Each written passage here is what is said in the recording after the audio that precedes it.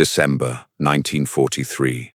The ancient coastal city of Bari, Italy, had become the most important harbor in the Mediterranean. The Allies had already taken southern Italy, and they were pushing north into the bloody heart of Hitler's defenses. The port was a mechanical beast, operating day and night. Hundreds of massive grey cargo ships crammed hull to hull in the docks, unloading tanks, ammunition, and millions of tons of rations. To the local Italian civilians and the exhausted dock workers, Bari felt like an impenetrable fortress. It was guarded by British anti-aircraft guns and American fighter squadrons. It felt like a place of absolute safety. But amidst this endless sea of steel and ambition, there was one unremarkable vessel. It was a standard American Liberty ship, named the SS John Harvey. From the outside, it looked exactly like the others, arriving quietly under the cover of a hazy sun. But deep within its dark, suffocating steel belly, beneath wooden crates of ordinary medical supplies and canned food, lay a terrifying, strictly classified secret. President Roosevelt and Prime Minister Churchill were paranoid. They feared that a desperate Adolf Hitler, facing defeat, might unleash chemical weapons on the Allied troops. So, they made a dark decision. They brought their own, just in case. Hidden in the heavy shadows of the John Harvey's hull were 2,000 M47A1 mustard gas bombs. That is 100 tons of burning, blistering, liquid death. It was a weapon of pure horror, officially banned by the Geneva Protocol, a nightmare from the trenches of World War I, brought secretly into a crowded civilian city. The young American sailors on board, the thousands of dock workers unloading the ships, and the families sleeping in their homes just a mile away knew absolutely nothing. They believed they were safe, completely unaware that they were living right next to the largest chemical time bomb in human history. The trap was set. The military's dark secret was completely secured. All the SS John Harvey needed now was a single spark. December 2nd, 1943. As evening fell over Bari, the port was still fully illuminated, operational under a false sense of absolute security. The Allies were confident, convinced that Field Marshal Kesselring's Luftwaffe was already defeated in Italy. They believed the German Air Force had no teeth left, but they were wrong. Earlier that afternoon, a single German Junkers 88 reconnaissance plane, flying high and silent over the harbor, had spotted the massive concentration of ships crammed hull to hull in the docks like sitting ducks. Kesselring saw the opportunity, and he seized it. Just after 7:30 p.m., while the civilian families were in their homes and the dock workers were laboring under the spotlights, the first wave of German bombers arrived quietly over the coast. There was no radar warning, no Allied fighter planes intercepting them. The attack was a complete surprise. The German pilots looked down at the brightly lit harbor. It was too easy, an absolute massacre waiting to happen. They released the flares first, blinding white light illuminating the crowded docks. Then the ground began to shake. Wave after wave of Junkers 88 bombers dove out of the darkness, releasing hundreds of high-explosive bombs onto the terrified city and the mechanical beast of the port. Panic erupted in the streets of Bari. Mothers grabbed their children, running blindly for shelter, but there was nowhere to hide. The Allied flak guns desperately filled the night sky with useless tracery. It was complete chaos. Dozens of ships were hit instantly, bursting into balls of fire. The sound was deafening. like 1,000 freight trains colliding at once, the screams of the dying echoing across the water. And amidst this apocalyptic destruction, the SS John Harvey, the ship holding the terrifying chemical secret, was hit directly by the very first bomb in human history. All hell was about to break loose. At exactly 7:45 p.m., the SS John Harvey ceased to exist. A massive explosion shattered the night, ripping the steel vessel into thousands of jagged pieces. The blast wave flattened buildings along the waterfront and shattered windows miles away. But the fire and the flying shrapnel were only the beginning.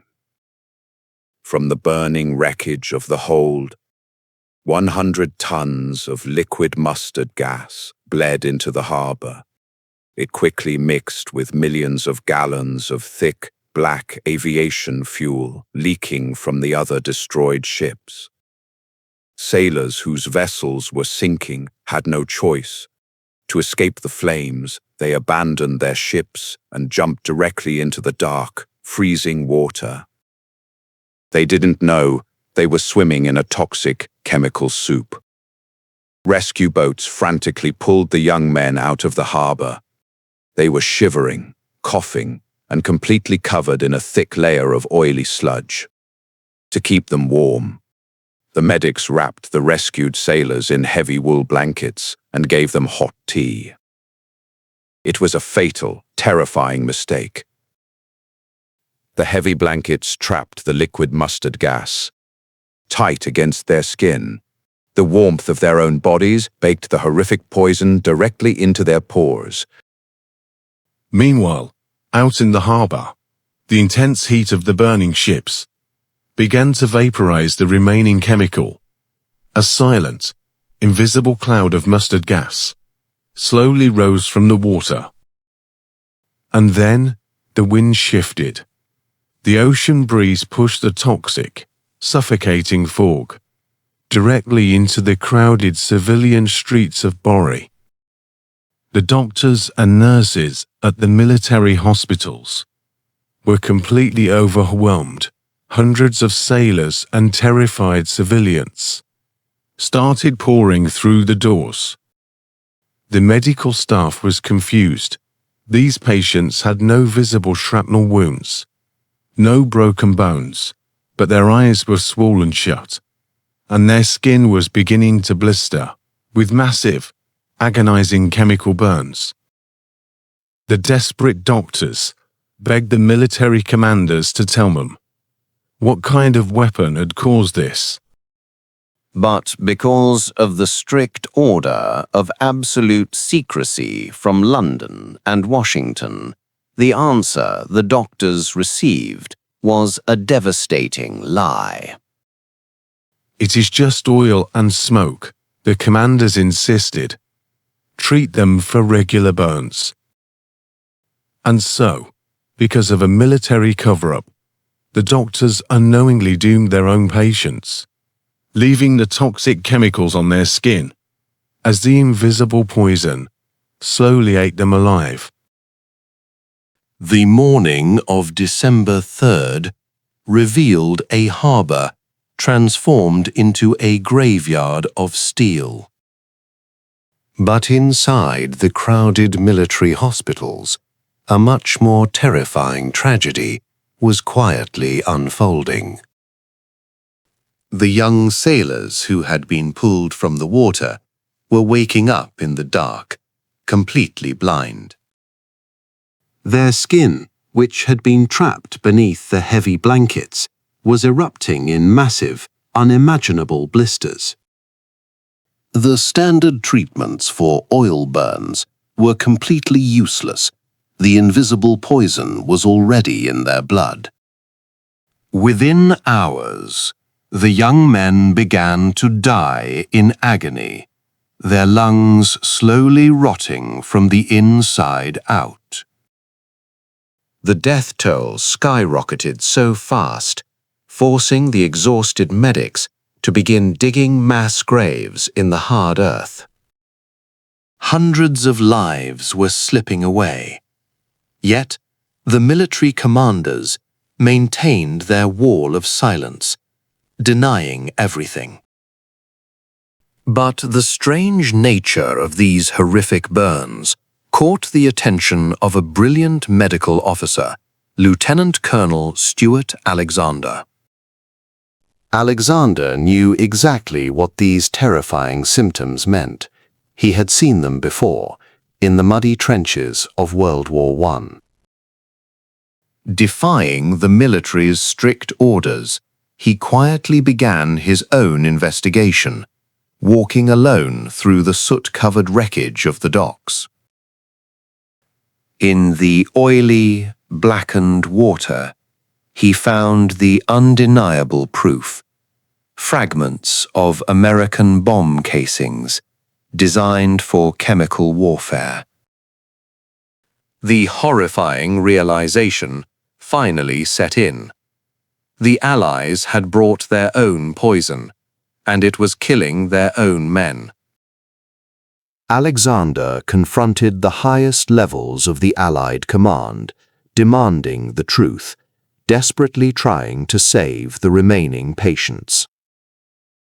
He presented his evidence, proving that the SS John Harvey was carrying 100 tons of mustard gas. But the politicians in London and Washington made a cold, calculated decision. Prime Minister Winston Churchill himself ordered that all medical records be immediately classified or destroyed. They chose to protect their military secrets over the lives of their own bleeding soldiers. The doctors were strictly forbidden from using the word mustard gas, forced to watch their patients die without proper treatment. The men who fought for freedom were betrayed by their own leaders, buried in the dirt, along with the truth. By the end of the month, over 1,000 people, sailors and civilians, were dead. Dr. Alexander's detailed medical report, exposing the deadly mustard gas, was immediately classified and locked away in the dark archives of the military. The official records claimed these men simply died of burns due to enemy action. The word chemical was completely erased from history. The surviving dock workers and sailors were ordered to stay silent, taking the terrifying truth back home with them to their graves. But from this horrifying cover-up emerged a dark, chilling irony. During the secret autopsies, Alexander noticed something strange. The mustard gas had completely destroyed the victims' white blood cells. That horrifying medical discovery directly led to the development of the very first chemotherapy drugs used to fight cancer. Millions of lives have been saved since then, but the ultimate price was the agonizing death of the men at Bari.